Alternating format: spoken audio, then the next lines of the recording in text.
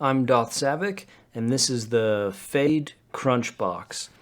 This is a bag that I have had for a while now. I've been carrying around. I've got it through a number of rounds, and it's kind of been a little bit of a special bag for me.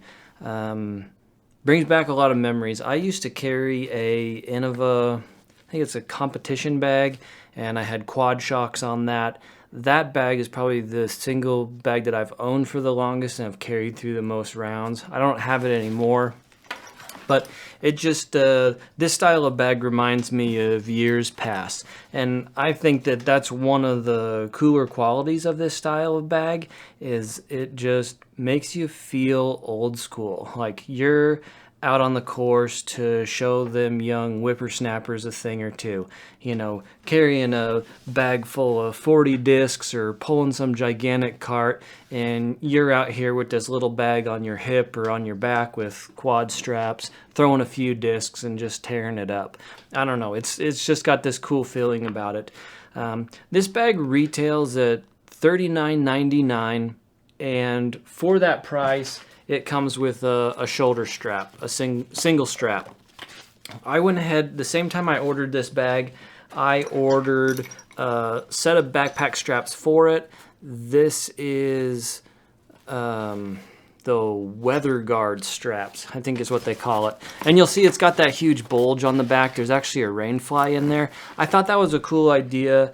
I envisioned myself carrying this thing up through rounds at Solitude and, you know, up in the mountains, so you get, you know, some crazy thunderstorms or whatever, you can just get blasted by rain.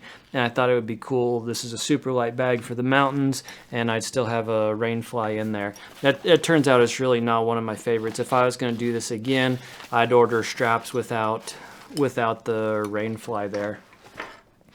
This bag has a decent amount of storage for the size of bag that it is. You can see that I have 3, 4, 5 drivers in here, and then 4 mids, and then 4 putters. So it's really everything you can need. You might get yourself into trouble. You're not going to have doubles of all your favorite discs, possibly. If you're trying to go play a tournament, something of that sort, with water or chance of lost discs, then this is probably just a little bit too small of a bag. But it really could just be perfect for an extra bag to throw in your car, or maybe even to bring to work, just for quick rounds over lunch break, something of that sort. It has a zippered cover for it that has Velcro on the back. That little square of Velcro there comes down and attaches to that point to hold it out of the way, and then you've got a little bit of zippered storage there with the mesh covering. I really don't like that pocket. I mean, especially with the backpack straps, anything you put on there is just going to be hitting straight across your back.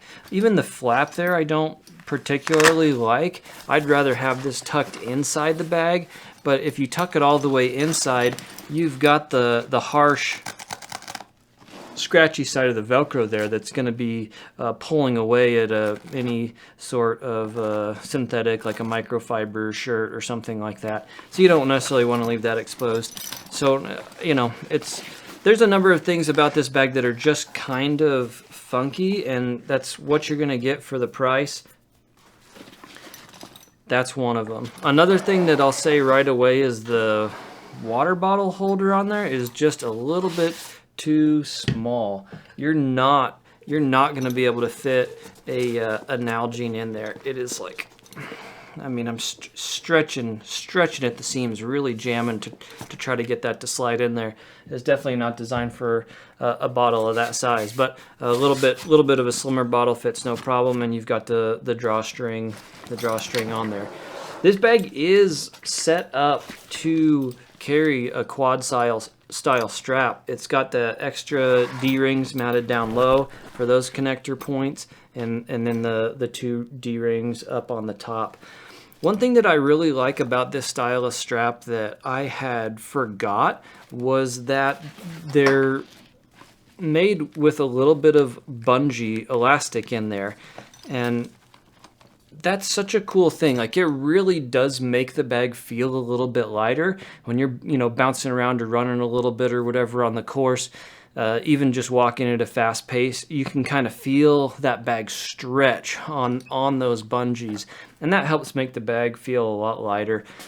A lot of times when I was carrying that end of a bag, I wouldn't put both straps over my shoulder, but I would grab it in the center there and just hang that straight on my shoulder and carry it on my side, similar to the speed of play at which you would only put one strap of your backpack bag on. Same style there. That does bring the bag up a little higher, and still, even with it there, you can really just feel that elastic doing work and helping the bag feel a little bit lighter. This bag does also come with a divider, which I have pulled out. You can see that they have a tall piece of Velcro on the side there, and there's one on the other side as well. And that lets you take the divider that they've sent with it. They just put like a little, kind of a dinky piece of foam inside there. But you can stick that divider in to separate the compartment in that way. And the Velcro is wide enough you can move it a little bit back and forth for deciding which area you want to fit a little bit more discs than the other. I think that the amount of discs this carries is great. It's similar to what I can fit in the CS2. Actually, I think I have maybe one or two more discs in here than I could fit in the CS2, comfortably at least. The thing that really separates a bag like that to this is carrying extra fluids. And as I have it set up right now, this is similar to how I carry it on the course. I've got my cell phone in this little pocket on the very outside, and they have an extra spot there for a pencil next to it. Just above that, they have a small zippered pouch, which is just about perfect for putting my wallet in. That does go all the way down to the bottom, so if I wanted, I could put my phone in there and then zip it closed to completely kind of hide my phone or whatever. And then we've got our main zippered storage behind that. The more that I fill this up, it is really pushing into those two other spots. So if you've totally jammed this side full, you're going to have trouble, especially like with how thick the material on that wallet is, and then trying to get a phone in. So it's all that stuff is going to be pushing on each other. But I still have a decent amount of stuff in here. A roll of dog bags, towel, water bowl for my dog, my T-pad mask, whatever, and then my couple normal bags that I carry with sunblock and bug spray and bag tags, some extra cash, all that sort of thing. Now, if I really did want to carry more fluids, and I have done it, I've utilized that pocket. I think I've had two 24-ounce cans over here, and you can see I can fit a whole Nalgene in there, no problem, and still have room left over. I can jam half of this stuff back in there along with it. You're having to make choices when you carry a bag this small, especially if you're like me and for the most part you're used to carrying a lot larger size bags. You're not going to be able to fit everything and all the double discs and whatnot, so you got to start making some decisions on what you're going to cut out. But we've definitely got the basics. They have a interesting style choice to put a clip on there. People that are just all about hanging tags or towels or whatever on the outside of their bag, that's probably the best way to do it. I think a lot of you guys would appreciate that over just the normal D-rings that a lot of bags have hanging on there. Mini marker spot on the front, two more spots for pencils. I don't know if this will hold a bigger. Let me take apart my mini marker tree and see. Yeah, that just barely fits in there. A bigger mini. It's pretty tight. Smaller one fits just perfect. There's really not a whole lot else to say about this bag. I feel like for the money you're spending, you're getting a bag that's like quite possibly going to last years and years.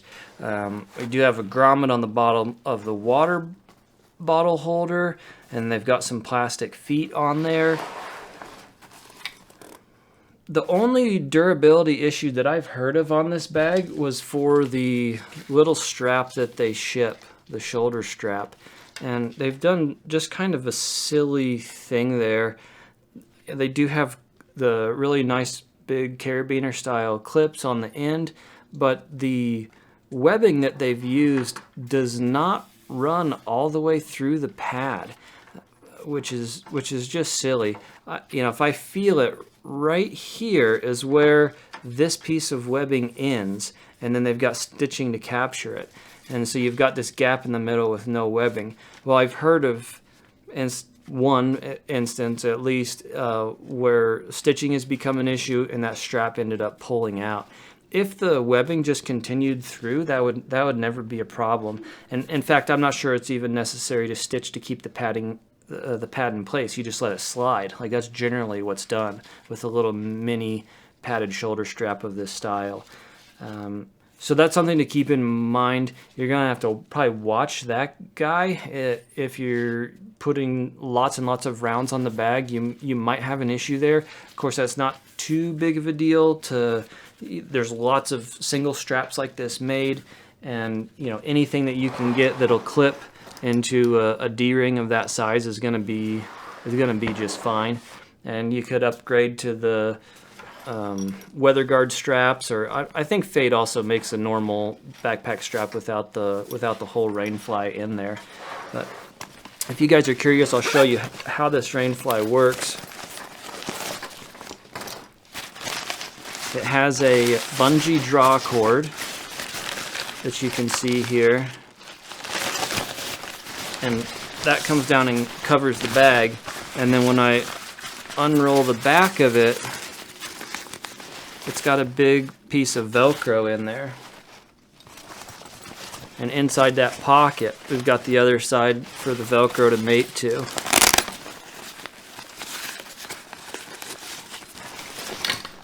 So it actually is a huge rainfly.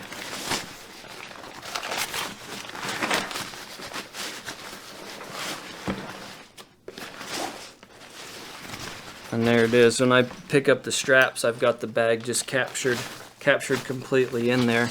And then I've got that draw cord I can pull up to cinch it down. So that's going to cover most of your back, not just the bag. Actually, that's got a second draw cord over on the side.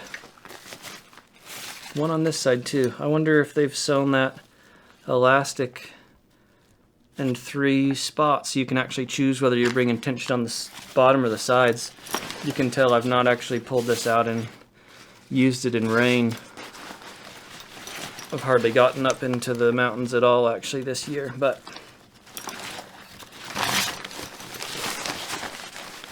it's a cool concept. I just don't like how it feels. Having that blob on my shoulders is just funky. It really stiffens the straps up, and it just kind of feels like a burden on my shoulders. It's not as flexible and light feeling as the straps would be without it. I guess I could consider carrying it just like that without it in there and get some of that flexibility back, but I still have this weird fabric poking out at the top. So I think it's an excellent bag for the price, especially durability wise.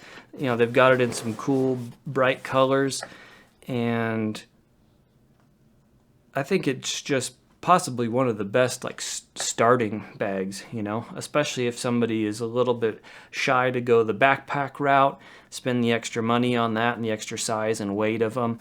This really is quite light. I usually tell you weight right at the beginning of the videos, but this is 670 grams with just the bag alone. With this strap setup with the rainfly and the backpack straps, that goes up to 1 kilo. That's super light. Like Prodigy BP3 is right about in that territory, and the Grip G bag is also 1 kilo, so it's right there as well. Upper Park's Shift is just a touch heavier, and if I didn't mention it, the straps on this were $35. So this setup, the bag plus the straps, put me at 75, which is still a good chunk cheaper than the Grip G or the Upper Park Design Shift.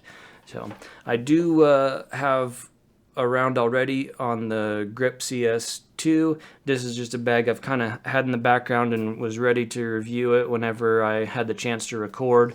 And the pound octo haul that I've got there as well is kind of in the same boat. I've used that bag a ton and am ready to review it as soon as I get the chance to sit down and record. But the one that I'm actually testing right now is the Grip CS2, so that will have the priority. I would have had that out a little bit faster if it wasn't for the Guru bag that I just wanted to jump on that and review it as soon as possible. So hop into the comments and let me know what I should get next. I'm taking a serious look at the MVP bags, the Voyagers. I've got an older Voyager up on the wall right there. I'd like to compare it against a new one. I'm probably going to do that or hop into some of the dynamic discs bags. So let me know what you'd like to see next after I get through the stuff here. I'm going to be ordering another bag or two pretty soon, and I'm definitely thinking it's going to be MVP or dynamic discs. So as always, I appreciate you guys watching. Any comments, suggestions you've got, just jump into the comments below. I will definitely respond to you. Thanks.